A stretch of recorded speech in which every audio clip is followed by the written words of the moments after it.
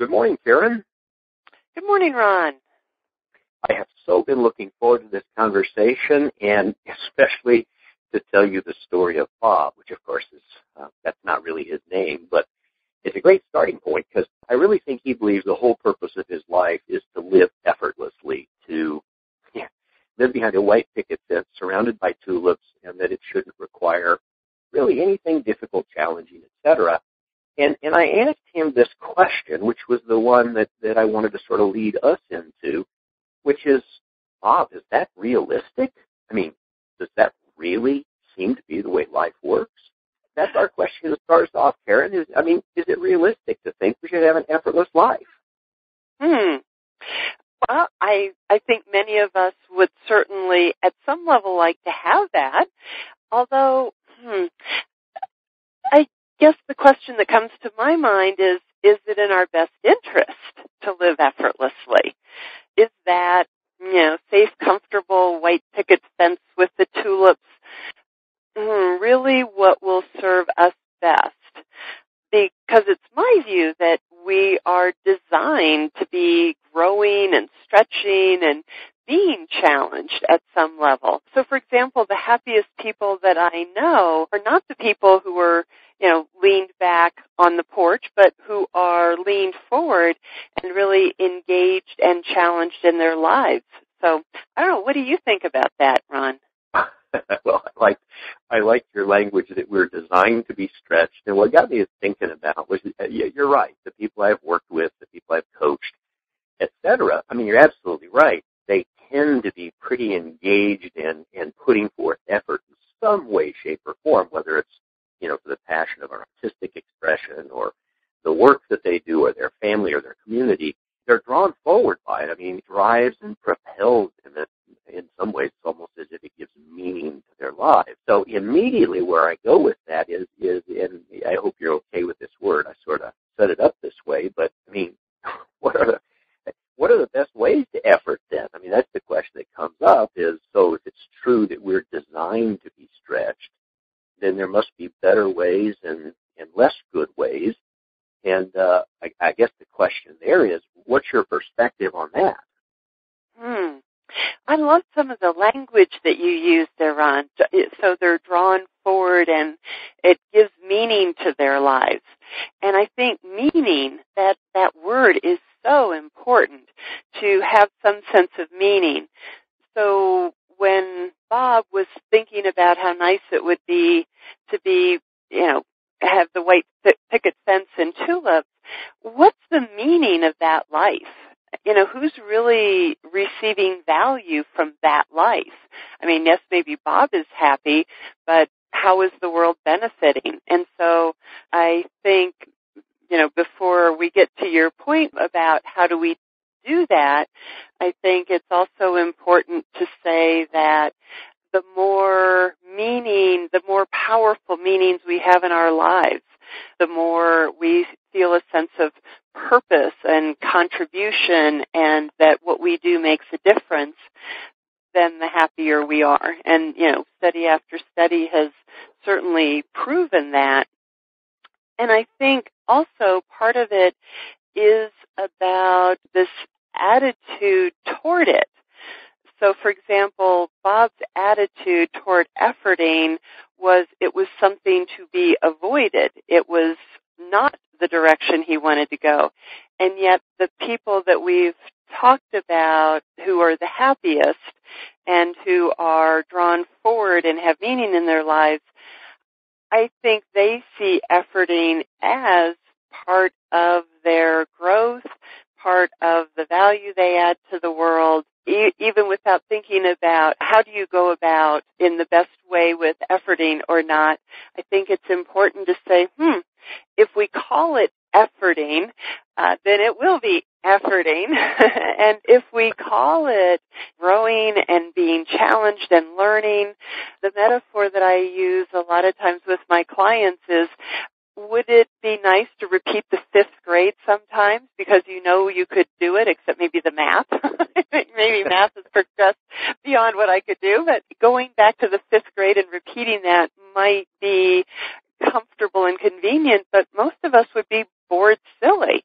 I sort sort of derailed your question, but what thoughts do you have about just kind of the idea that attitude toward efforting and how it serves us or not? I think you're right on, Karen. The idea that it is about the attitude, about the perspective we bring to it, whether we use a word or not, although obviously the words we use signal how it is we're thinking and feeling about things. So perhaps effort is not a word. Maybe we should christen it play. But then people would balk at that. It's like, well, it doesn't feel like play. Where I went to with that, though, Karen, is what you talked about is a reframing that takes place. It's how we view it. And at a minimum, what I heard you saying is there's an acceptance that comes to us, that there comes a moment where we are, by virtue of the reframing, we are embracing this, what we're calling effort that's required. We're engaged, willingly engaged, and that creates a kind of a fertile ground for us to engage it differently. And of course, you have to say, I mean, this is that old truth that we've heard quite often. You have to deal with the issue of contrast, because you're right. I mean, if all you did was sit on a swing amid the tulips every day for 16 hours a day, it's a pretty safe bet that at some point that would no longer hold the value, that there's some incredible value in the contrast between rest and effort, I guess may be a way to say it. So am I tracking where you were tracking? Absolutely. Yeah. I think we're sharing kind of the same concepts with our listeners, and that I think we could certainly look at what we could suggest in terms of the ways of taking this concept and applying it really fully in people's lives. So tell me, when you encounter this with clients, this reframing, what is it that tells you that someone is laboring or stuck? How do you know when reframing is needed, that a perspective isn't serving someone? What are the signs of that? That's a great question. You highlighted some of it with Bob, where there's a perspective that is, as you put it, unrealistic, or a perspective that just at some level is creating that frustration, discontent. So yes, a client's frustration that things aren't the way they should be. I mean, don't we hear it all the time as coaches? You know, I should be further along. I shouldn't have this problem. When I'm hearing a frustration, life's not fair, that kind of thing, and the language, I know that somebody is efforting when life becomes all about them, and so the focus is, you know, what am I getting, what am I putting out, and again, you know, I have a belief that the purpose of our lives is to be out there serving each other, and so usually when people are just focused on themselves like that and they're frustrated, I can tell that they're way off of any sense of purpose and meaning to their lives. So that's my perspective around it, and how about you? I'm going to pick up on a couple words you used because they make perfectly good sense, and then you used a phrase that I think sums this exploration up pretty effectively. You talked about the presence of frustration and discontent, which I think are exceptionally good descriptors of when we know that we've got a need for a reframing. And then you said the language roughly was when things aren't as they should be, kind of I guess I would characterize that as a lack of acceptance for how they are, and the resulting inability to engage because of frustration and discontent. So it looks to me like what we're dealing with here is this perception that causes us problems, particularly as it regards our engaging life and the, I hate to call it effort, but the effort required to engage life. So if that seems like a good framing to you, Karen, I suggest that we make a transition into talking about what we can do about such things. Let's do that. Give a reframe. So let's talk about reframing, about what we do, Karen. So where do we start with the reframe for ourselves? What's the recommendation to begin with? In my opinion, the best place to reframe it is with celebration. I think when we are putting forth a lot of work and effort, so we're working hard at work, or we're investing ourselves in the development of our children, or any of those things that we might call efforting, that so often we don't take that moment to step back and celebrate our progress, celebrate the contributions we're making. It all then feels like drudgery. And if you look at how we operate with children, we're wanting to get them to expend effort. We want them to learn and that sort of thing. And we don't say when they finish their homework, well, it's about time. We say, yay, you finished your homework. And then when we become adults, we stop celebrating our accomplishments, our progress, our efforts. And so I think the first place that I would suggest that people start is to periodically step back and say, wow, that was awesome. I one time used the metaphor of a mountain with a client, and she said, you're right. I've been focused on just climbing the mountain step after step after step. And we use the metaphor of stopping and turning back and looking at the view and saying, wow, look at where I am now. And so maybe that kind of concept can help our listeners. And how about for you, Ron? Because I know you work with people a lot on this.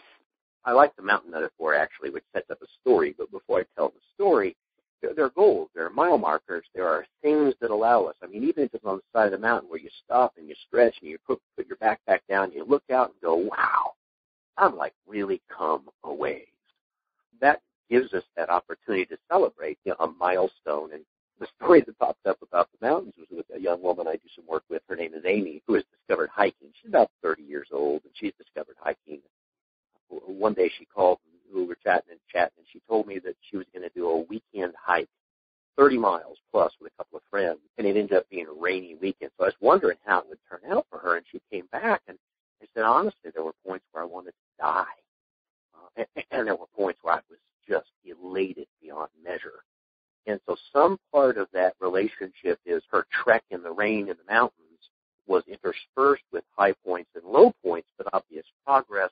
And the big payoff for her was, at the end, she said, Ron, I did it. I was like, this is a very understated, quiet kind of acknowledgement, celebration that she had done something that was really cool despite the hardship and the effort. And so there was some kind of an important emotional payoff for her there. Mm-hmm. Absolutely. And how wonderful that she recognized it and had a chance to talk through it with you. I know there are a lot of people who don't have those cheerleaders and those voices of encouragement in their lives saying, yay, you did it. And what did that mean to you? How wonderful that she had you as the sounding board to celebrate that success with. Well, that's an important point for us. Is a big part of coaching at times is coaching and controlling, supporting, and being a sounding board and all those things. And I mean, you don't have to be a coach to offer that to people. It's that ability to hold people up, as one person said it, call them up rather than call them out, that we want to inspire and motivate them, not to weigh them down. And having people around us that can help us do that is just tremendous. Mm-hmm. I know that some of us are our own worst critics, and we need that counterpoint of a cheerleader. I was reminded of a friend as well who is a trainer and very, very fit and has run thousands of races. And the Boulder is a 10K, and it goes through the streets of Boulder, Colorado. And it's a very fun race and a lot of people. And so the idea is that you run in waves of people who are at your same pace so that you can run your race. Well, my friend got somehow, as fit as she was, got in the wave of walkers and baby carriages. And so imagine the street clogged with walkers and baby carriages. At first she tried to weave her way through, and she just knew that that was not going to be her best race. And so she decided to just enjoy the course. And on this course, there are bands and dancers and kids playing and people with sprinklers. And she decided, instead of trying to get her best time, she just did whatever she could along the way. So she did cartwheels. She ran through the sprinklers. She, belly danced with the women on the street corner. And when she finished, she said, it wasn't my best time, but it was my best race. And so she was efforting at some level. She was there to run and exert herself. And she found that when she just decided to enjoy herself, it was an entirely different experience. So, what an outstanding, beautiful story. So rather than consternation, exasperation with the stroller, what great visuals that conjures up, right? There's that shift of perception. There's an implicit shift of value there that formerly she valued time. When she did the reframe for herself, it transformed the experience. All of a sudden, the frustration went away, and it turned out to be her best race. What a beautiful take-home for how when the perception, when we can allow that perception to change, that it completely changes the game. That's an attitude shift here, no question about it. Mm-hmm. Absolutely. Absolutely. And it's making me think about, in my studies of the brain and high performance, what I'm realizing is physical efforting is necessary for vitality and for greatest health. So, for example, we know every one of us has heard the doctor's recommendations that we exercise for better health, and exercise actually also helps brain health. And so our brains operate better with that physical exertion. And the same is true with mental efforting. And so nature has designed us that when we work out our mental faculties with engaging in relationship and doing crossword puzzles and presenting our brains with challenges, that our brains grow stronger. And again, there's evidence of that. Nature has informed us that we are meant to effort at a physical and a mental level. That's a given. But nowhere is it framed that we are supposed to effort on an emotional level. And that's what we're talking about here, is both of our stories are about people who were efforting at some level, and then when they had the emotional shift, it transformed the experience. And the best thing that I can think of here is, even back to early man, the cave drawings were of abundance and fat animals and huge herds. And so even our caveman ancestors were saying, hey, celebrate, focus on the awesome things in life, even though their lives were extremely hard and efforting, created an environment for themselves with dance and music and their rituals to actually celebrate life. So, I don't know, I've kind of gone on for a while. What do you think about that, Ron? Wow, that is so right on. I mean, I'm always pleased to learn more about the brain from you, because I know that's a sweet spot for you. But, I mean, what a framing, that we are designed for physical and mental effort, but not for emotional suffering. And you're right, all the great heroic human tales, all the oral history are about things that required effort and the overcoming and the extreme pleasure. I mean, that's really the right word.